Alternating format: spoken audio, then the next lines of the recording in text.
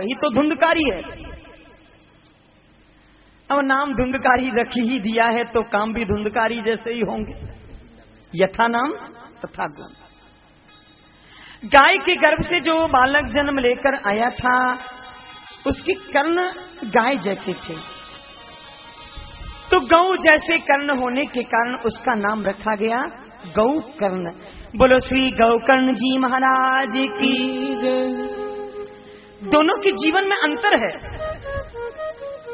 गौकर्ण सत्संग करते हैं, संत विप्रों की सेवा करते हैं, माता पिता की सेवा करते हैं, और धुंधकारी धुंध करता है, उत्पात करता है। छोटे छोटे बालकों को खेलने के बहाने ले जाता है, किसी को कुएं में गिर देता है, किसी को नदी में फेंक देता है, चोरी करता है, कबूतरी स्त्रियों के साथ रहने लग गया, मदिरापान करने लग गया, मति विपरीत हो गई। नाम का प्रभाव आ गया। अब नाम रखा है कंस, तो कंस जैसे लक्षण तो आएंगे। नाम का प्रभाव पड़ने लग गया। इधर एक दिन घटना घटी, धुंधकारी आया, पिता से कहा जो भी धन है दो। ब्राह्मण देव ने धन दिया, लुटा दिया, पुनः आया अब दो। जब धन बीत गया तो पिता असमर्थ हो गया, बेटा मैं कहां से लाऊं। धुंधकारी को क्रोध आ गया, कहीं से भी लाओ। अब पिता को पीटने लगा, पिता की आंखें भर आई। हे नारायण भगवान, क्या इसीलिए पिता पुत्र की कामना इच्छा करता है? क्या इसीलिए माता पिता बच्चों को पाल पनोस कर इतना बड़ा करते हैं? आज मेरा ही पुत्र मुझे मार रहा है, डांट रहा है, गालियां दे रहा है। बंधो, कोई दूसरा अपमान करे, दूसरा कोई गाली दे तो बुरा नहीं लगता, उतना बुरा नहीं लगता जितना अपना ही अंश अपना अपमान करे। जिस बालक से क्या क्या सपने सजोए थे, मेरा पुत्र बड़ा होगा, मेरी सेवा करेगा, मुझे सुख देगा, वही पुत्र पिता को मारे तो क्या बीतेगी माता पिता के हृदय पे। आंखें भर आई, दुखी हो गए। गौकर्ण जी से मिलन हुआ। गौकर्ण जी ने पूछा, पिताजी आप रो रहे हैं क्यों? आत्मदेव बोला, मुझे मेरे बेटे ने पीटा है। गौकर्ण जी महाराज ने बड़ा सुंदर उपदेश दिया, पिताजी इस पुत्र को त्याग दो, जो भक्ति मार्ग में बाधा उत्पन्न करे उसे त्याग दो। आत्मदेव बोले, मैंने सुख की इच्छा के लिए पुत्र चाहा था। गौकर्ण जी महाराज समझाने लगे, पिताजी जिस प्रकार गर्मी के मौसम में मृग यानी हिरण को प्यास लगती है, पानी की खोज में दौड़ता है, तो सूर्य नारायण की जो किरण निकलती हैं वो जल जैसी प्रतीत होने लगती हैं। हिरण उन किरणों में, लहरों में जल को खोजता है, दौड़ता है। उन किरणों में जल खोजते खोजते अपने अंदर के जल को भी खो बैठता है और अंत में मर जाता है। उसी प्रकार जीव की दशा है। संसार में सुख खोजते खोजते अपने हृदय के सुख को भी खो बैठता है। पिताजी पुत्र का मोह त्यागो, वन के लिए निकल जाओ। केस सफेद हो गए, अब तो भगवत प्राप्ति कर लो। मेरे गोविंद हर जीव को जीवन में 3 बार सचेत करते हैं। मानो तो जीवन की 3 घंटी बजती हैं। सबसे पहली घंटी बजती है केसों पर। वैसे तो गिनती में भी शिक्षा मिलती है। 20 वर्ष शिक्षा ग्रहण करो, इतने से जीवन ना चले तो 25 वर्ष विद्या ग्रहण कर लो। विवाह करो, 10-20 वर्ष कमाओ, गृहस्थ में जीवन बिताओ। 40 वर्ष तक वैसे रहना चाहिए गृहस्थ में। इतने से भी इच्छा पूर्ति ना हो तो 50 वर्ष रह लो। लेकिन 50 के बाद जाना, 50 के बाद 51, 50 के बाद 51। अरे मानव, बहुत दिन गृहस्थ में रह लिया, सुख बहुत प्राप्त कर लिए, अब वन चला जा। 52, 51 का अर्थ है एकांत में बैठकर भगवत भजन कर।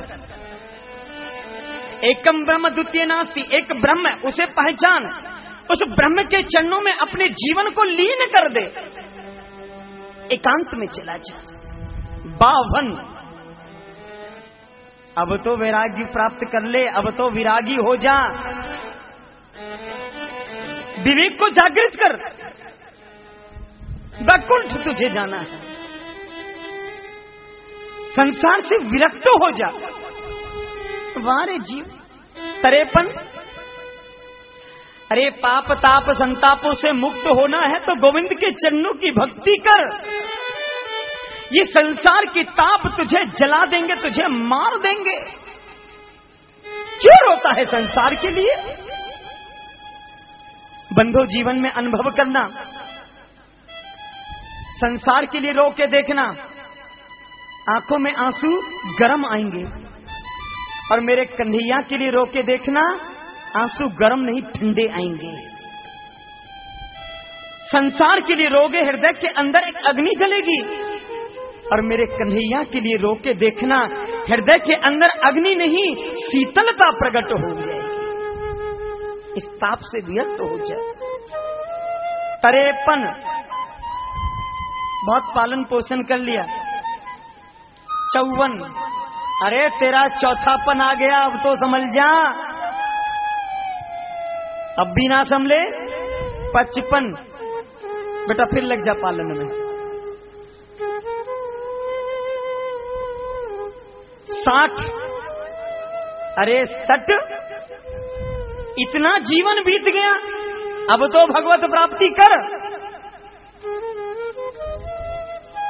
फिर भी जीव को ज्ञान नहीं होता। 70, अरे तुझे तरना है मानव, तर जा भव सागर से, फिर मौका नहीं मिलना, एक ही बार कबहू की कर कर ना नर दे। परमात्मा ने कितनी कृपा की होगी, कितनी करुणा हमारे ऊपर दिखाई होगी, तब जाकर मानव देह मिला है। 70, तर जा। 84, नहीं संभल पाया ना, आजा बेटा, 84 लाख योनि में फिर भटक जा। 90, 9 प्रकार की भक्ति है गोविंद से मिलने की, एक भी तू करके देख, तुझे कन्हैया ना मिल जाए तो भागवत मत कहना।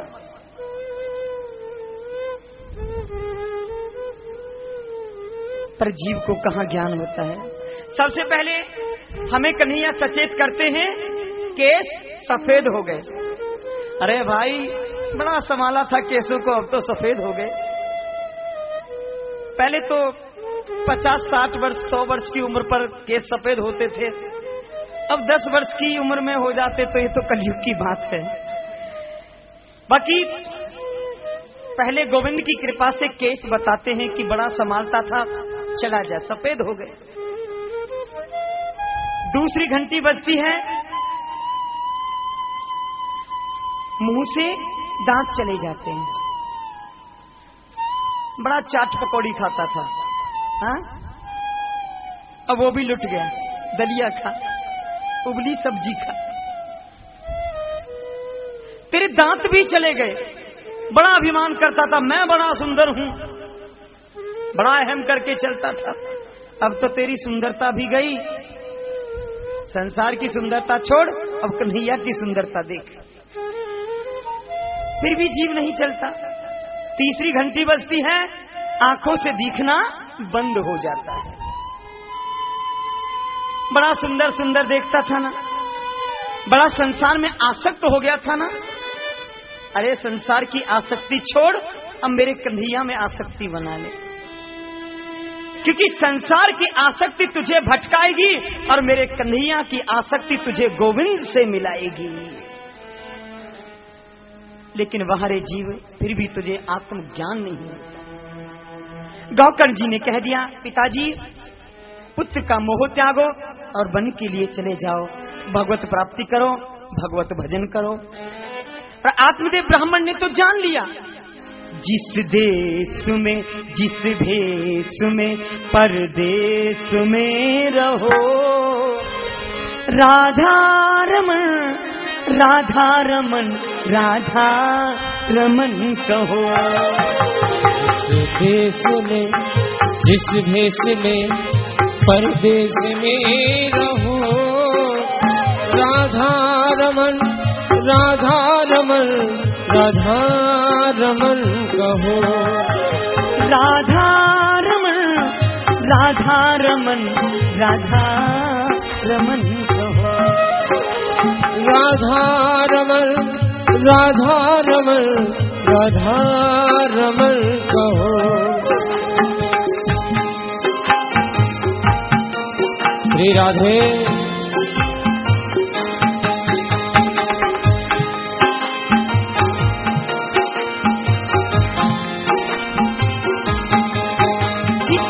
रंग में जिस ढंग में चाहे संग में रहो, राधा रमन राधा रमन राधा रमन कहो। जिस रंग में जिस ढंग में चाहे संग में रहो, राधा रमन राधा रमन राधा रमन कहो। राधा रमन राधा रमन राधा रमन कहो। ओ राधा रमन राधा रमन राधा रमन कहो।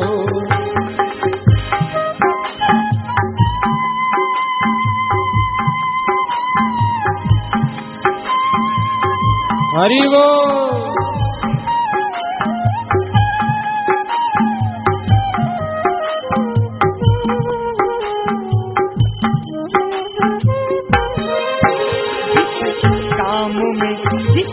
नाम में चाहे धाम में रहो, राधा रमन राधा रमन राधा रमन कहो।